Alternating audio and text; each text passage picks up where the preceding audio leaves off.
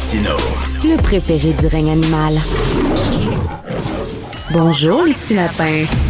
C'est tout chaud, développement majeur dans la guerre entre la Russie et l'Ukraine. Le président ukrainien Volodymyr Zelensky se dit ouvert à faire des échanges de territoires avec la Russie. On va en parler avec M. Pierre Saint-Cyr, colonel à la retraite des Forces armées canadiennes, ancien attaché de défense aux ambassades du Canada à Moscou et à Kiev. M. Saint-Cyr, une première question à deux volets. Échange de territoire, encore faut-il que Poutine accepte, parce qu'il me semble que Poutine veut toute la tarte et pas seulement qu'un morceau de la tarte. Et deuxièmement, mais quel territoire la Russie va céder à l'Ukraine? Je comprends pas trop, là. Qu'est-ce que ça veut dire au juste? Eh bien, merci de l'invitation, M. Martineau, Si. et puis merci cette opportunité-là. En fait, Vladimir Poutine est pris un petit peu dans un jeu particulier parce que les territoires qu'il a déjà en partie occupés, qu'il occupe en partie dans le Donbass, dans les provinces de Donetsk, Lugansk, Kherson et Zaporizhzhia, ces territoires-là ont été reconnus par le gouvernement russe comme étant des territoires russes. Alors, le Parlement a statué et les considère comme faisant partie de la Russie. Alors, vous comprendrez que Poutine ne peut pas retourner devant le Parlement et dire « j'échange des territoires avec Zelensky ». Il faudrait que le Parlement l'accepte. Alors, ça serait pour lui une défaite personnelle. De faire un retour en arrière. Donc, il est pris dans ce dilemme-là. Les territoires qui pourraient être envisagés, ce sont des territoires, de ce qu'on comprend, à la lumière des ententes et des discussions que Zelensky a avec les Américains, ce sont des territoires qui contiendraient des matériaux rares. Alors, ces matériaux rares-là, la majorité de ceux-là, 70% de ceux-là, sont dans les provinces de Donetsk, Lugansk et Zaporizhzhia. 3 territoires que les Russes revendiquent. Et, une petite parenthèse, ils les revendiquent, ils s'en sont attribués ça, avec le Parlement russe, mais ils ne les occupent pas à 100%. Alors, c'est pour ça que Zelensky dit « je vous laisserai pas ces territoires-là ». Vous les avez pas à 100%, je vais les garder. Alors, c'est un jeu qu'on voit actuellement. D'un autre côté, les Ukrainiens ont fait une deuxième offensive course dans la dernière semaine pour reprendre un peu plus de territoire, pour éventuellement être en mesure que ce secteur-là devienne une partie de la négociation aussi. Alors, quel territoire que les Ukrainiens envisagent, ils ne le disent pas, mais je crois fermement que les territoires où il y a des matériaux rares vont sensiblement être ceux que Zelensky devra conserver parce que les Américains sont intéressés.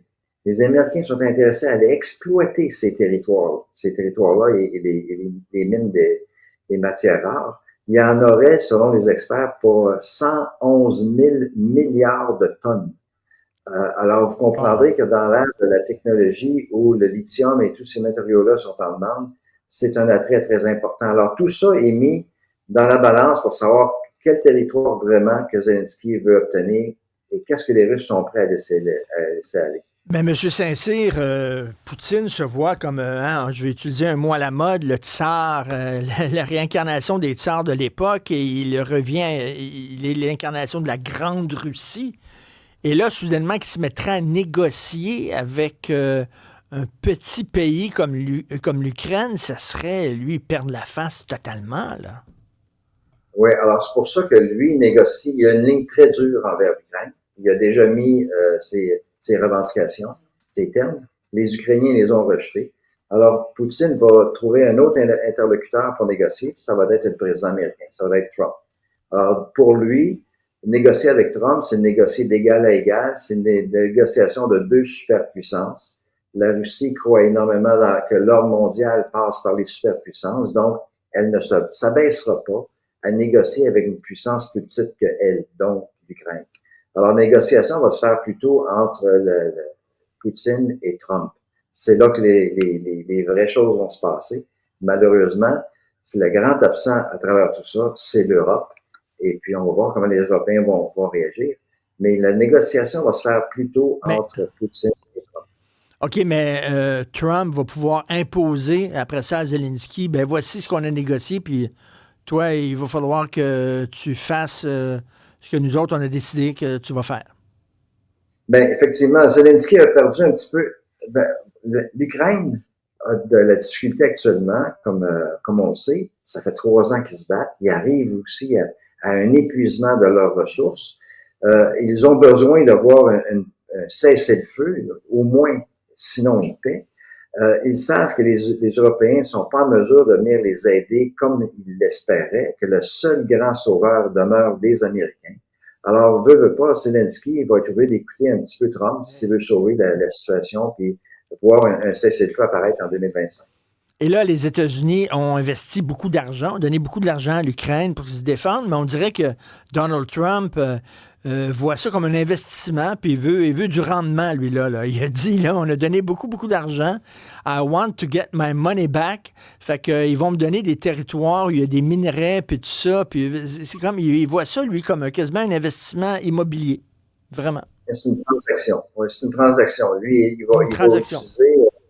C'est ça, il va utiliser l'aspect humain de dire qu'il y a beaucoup de morts pour arrêter la tuerie. Oui, c'est un fait aussi qu'il faut le faire. Mais c'est pas ça son enjeu majeur. De ce qu'on comprend, c'est plutôt... Je vais juste terminer ça, cette chose-là.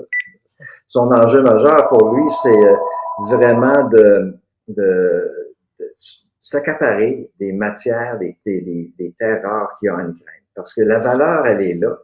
Et le concept de Trump, c'est de rendre l'Amérique encore, je parle d'Amérique, je parle des États-Unis, c'est de rendre l'Amérique encore plus riche. Il veut enrichir son pays. Le Golden Age is back, comme il a dit dans son discours inaugural. Alors, cette richesse-là qui est à la portée de sa main, parce qu'il peut faire danser les deux intervenants, les Russes et les Ukrainiens, comme il veut. Il peut choisir sa musique. Et puis, il va le faire en autant qu'il a accès à ces terres. Donc, on a financé, dit-il, Zelensky, pas vraiment pour défendre la démocratie, mais c'est pour enrichir les États-Unis, point final. Mais c'est-à-dire que les Américains ont financé Zelensky pour défendre la démocratie. Avec l'arrivée de Trump, il change le discours, parce qu'il voit un intérêt pécunier derrière ça. Et puis, il met des chiffres au bout de la négociation, mais son intérêt, c'est d'avoir accès à ces 111 000 milliards de tonnes de métaux rares qui sont à sa portée, qui vont nécessairement enrichir les États-Unis par la suite. Et peut-être lui personnellement. Monsieur Pierre Saint-Cyr, colonel à la retraite des Forces armées canadiennes, merci beaucoup. Bonne journée. Merci. Je souhaite une belle journée à vous et à votre équipe. Merci.